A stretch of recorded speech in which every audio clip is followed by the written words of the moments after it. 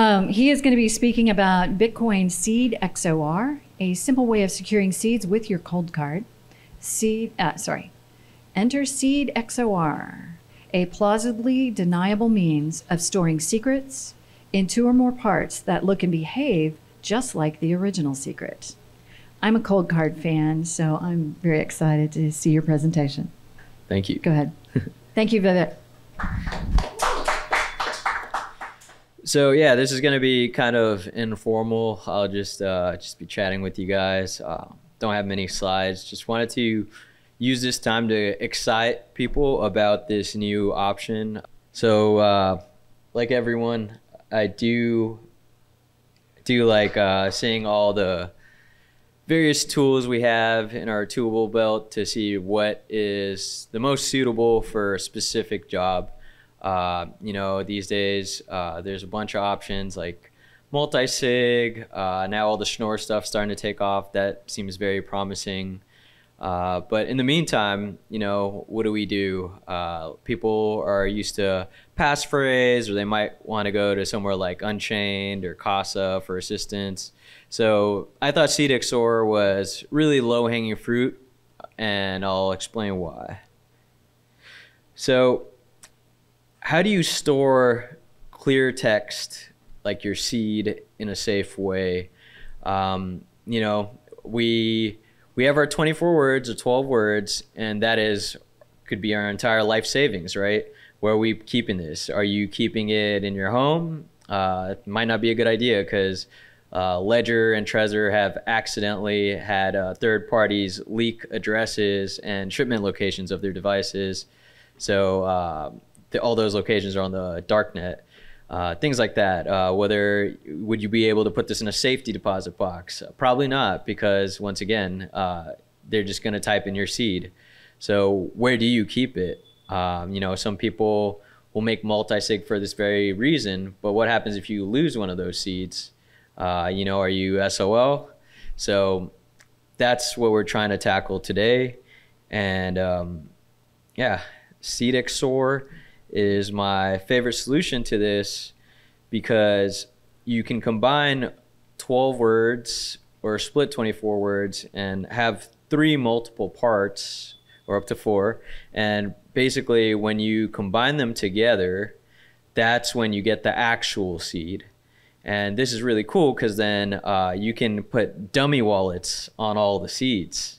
So you can kind of have honeypots around for everyone to, you know, just see like, okay, I will put one in my deposit box, and I'll see how those, you know, tellers are behaving. You know, $100 there is like paying for a hand in poker. You get to see, are they really trustworthy? Whether it's a safety deposit box, maybe give it to a lawyer for inheritance, things like that. Even if you've sealed it in a box or whatever, what's preventing them from opening it, you know? So you can observe those funds. And then separately, it's also compatible with all the existing BIP39 stuff, the 2048 word list that we all use for our seeds anyway. So yeah, and you're wondering, how do I get there on the cold card? It's pretty simple. You have to go to this place called Danger Zone. It's in the advanced settings, and then there's a lot more functionality. So I was talking to people earlier about this, and they're like, this sounds really cool, but it's a lot of work. You know, I already have my setup. Most people are really comfortable. How many of you are interested in trying new setups? Oh, wow. Well, you guys actually care and are, I don't know, motivated. Usually, you know, most hodlers are like, it's done, don't tell me about it. If it's at risk, then I might do it, but like I need like my trusted Sherpa, the guy with the tism, you know, to really make sure we go through the procedures properly. So this is a way to do it even with your existing seeds. You know, you can split an existing 24 word, or if you have multiple 12 words or 24 words, you can combine them together. So you can use them as is today. And that's, you it makes it very easy. You can go back to your place tonight and go do that and just play around with it. You know, you have like a brand new free seed like this that you could just tinker with. Yeah. And then the other thing is you're probably like, oh, okay, cool. They invited this CoinKite guy to go shill some more CoinKite products and sell me some pieces of metal. You know, he's just trying to sell his bags. But you can actually print this, and it's all math. And that's the beauty of it. There's no dependencies in this sense where it's an XOR function, and you're just getting the existing 256-bit number and combining them. So yeah, and as I was having conversations earlier, someone pointed out, well, hey, the 24th word is actually a checksum, and that's true. You do need a computer for that last word because you will require the SHA-256 hash function to, you know, verify that that is the final seed. But yeah, so it's all very straightforward.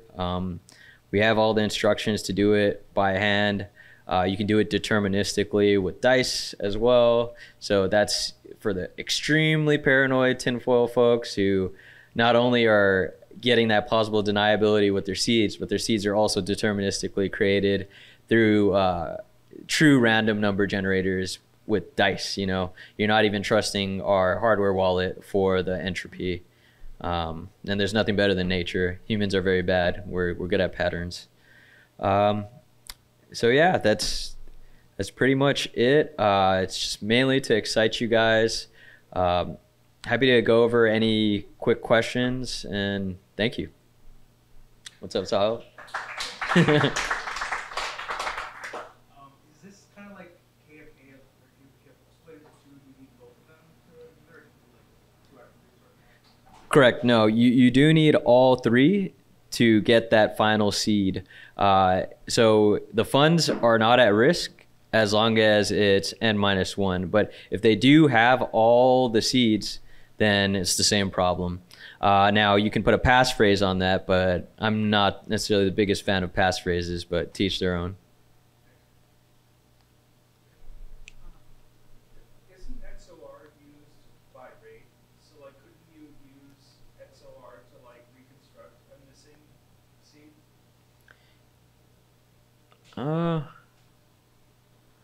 I would think if the number is large enough, you couldn't, but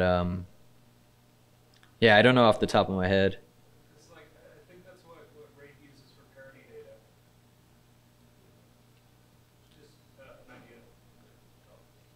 So you're saying use the XOR function to reconstruct a missing seed. Let's say like I had 2 and then I could get the third one. Right. I don't think you could do that.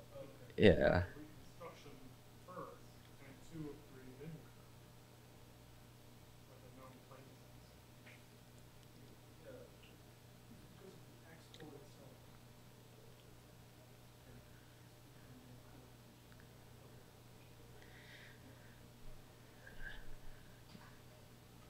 Any other questions? Do you usually just keep the XOR at your home, or are you going to try to split these things up for different locations, geolocations, or is it meant to be just at your home? I don't like to specifically talk about setups, but the one that really resonates with me is the inheritance flow, where you know, if you are you know, your relatives or whatever want to pass on money to their children, they have 2 children, you can give them each a seed and then give a lawyer a seed, and all those are clear text, 12 words or 24 words, and then just have the instructions like, so someone tells them that combining all 3, and that way the lawyer can't run away with the money. Yeah. And they don't even know what it is up front until like you die and it's in your will. Yeah, exactly. You could say it's like jewelry, or it's like a weird metal object. Yeah. Would you say that like you think about this almost like single sig passphrase, where single sig passphrase is like it's like a 2 of 2 multi-sig, except you don't need to store the XPubs. SeedXOR is like 2 of 2 multi-sig. There's no XPubs, but also each of the individual pieces is their own decoder's wallet. When you combine them, you get that actual wallet. That's exactly how I think of it. I think of this more of like a single sig because of you don't have all that extra dependency stuff. It's just purely the math, and it's like the passphrase in that sense. The multi-sig stuff, I think it requires other aspects, like you said, that xpub, the derivations, also like depending on which kind of multi-sig, redeem scripts, or the other sensitive information.